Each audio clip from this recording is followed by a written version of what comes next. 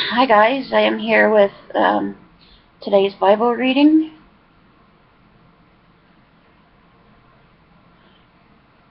We're going to begin with Acts 26, where we left off yesterday.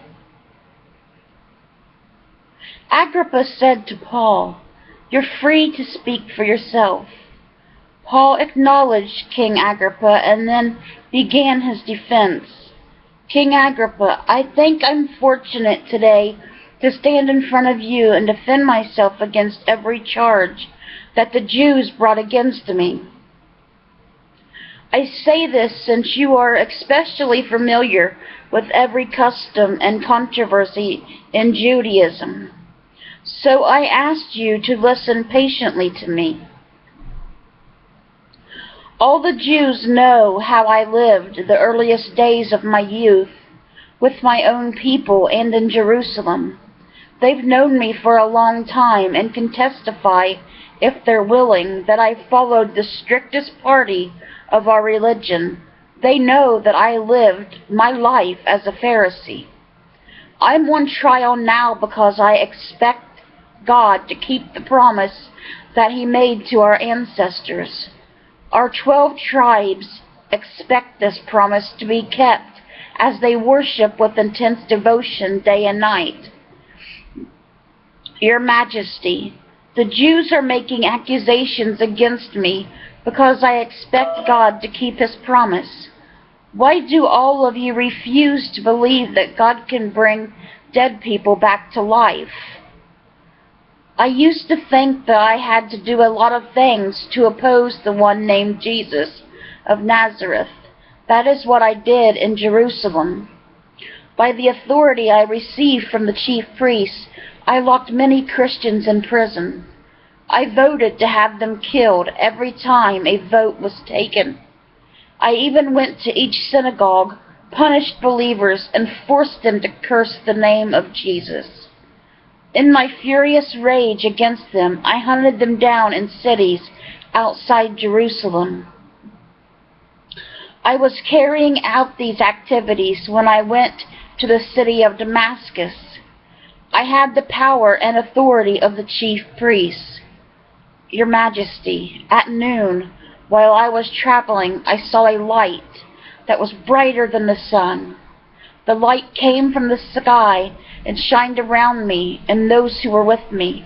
All of us fell to the ground, and I heard a voice asking me in Hebrew, "Saul, Saul, why are you persecuting me?" It's hard for a mortal like you to resist God. I asked, "Who are you, sir?" The Lord answered, "I am Jesus, the one you're persecuting. Stand up. I have appeared for you for a reason. I'm appointing you to be a servant and witness of what you have seen and of what I will show you. I will rescue you from the Jewish people and from the non-Jewish people to whom I am sending you. You will open their eyes and turn them from darkness to light and from Satan's control to God's. Then they will receive forgiveness for their sins and a share among God's people who are made holy by believing in me." At that point, I did not disobey the vision I saw from heaven, King Agrippa. Instead, I spread the message that I first told to the Jewish people in Damascus and Jerusalem and throughout the whole city of Judea. I spread the same message to non-Jewish people. Both groups were expected to change the way they thought and acted and turn to God. I told them to do things that proved they had changed their lives. For this reason, the Jews took me prisoner in the temple courtyard and tried to murder me. God has been helping me to this day so that I can stand and testify to important and unimportant people. I tell them only what the prophets and Moses said would happen. They said that the Messiah would suffer and be the first to come back to life and would spread light to Jewish and non-Jewish people. As Paul was defending himself in this way, Festus shouted, "Paul, you're crazy. Too much education is driving you crazy. Paul replied, I'm not crazy, Your Excellency. Festus, what I'm saying is true and sane. I can easily speak to a king who knows about these things. I'm sure that none of these things has escaped his attention. None of this was done secretly. King Agrippa, do you believe the prophets? I know you believe them. Agrippa said to Paul, do you think you can quickly persuade me to become a Christian? Paul replied, do you think you can quickly persuade me to become a Christian? Paul replied, I wish to God that you are, and everyone listening to me today would quickly and completely become as I am, except for being a prisoner. The king, the governor, Bernice, and the people who were sitting with them got up. As they were leaving, they said to each other, this man isn't doing anything for which he deserves to die or be put to death. Agrippa told Festus, this man could have been set free if it hadn't appealed his case to the emperor.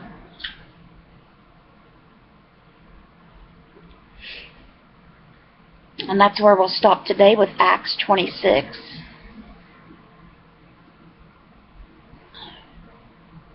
Now we'll move on to Psalm 6 for the choir director with stringed instruments on the Sheminith, a psalm of David.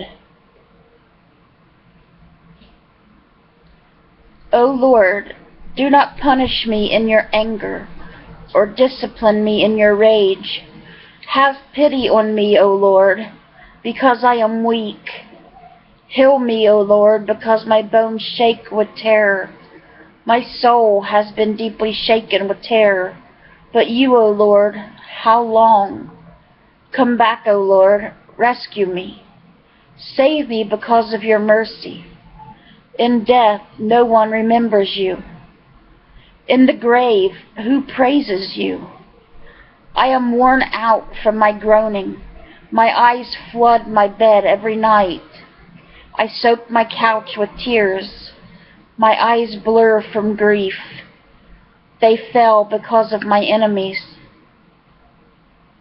Get away from me, all you troublemakers, because the Lord has heard the sound of my crying. The Lord has heard my plea for mercy. The Lord accepts my prayer. All my enemies will be put to shame and deeply shaken with terror. In a moment they will retreat and be put to shame. And that was Psalm 6. For the choir director with stringed instruments on the Sheminith, a psalm by David.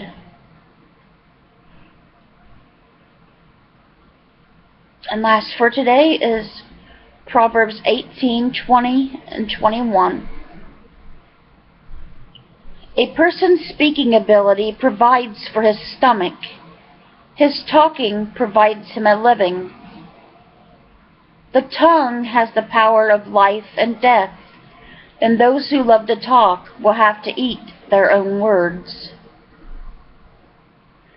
And that was Proverbs 18, 20, and 21.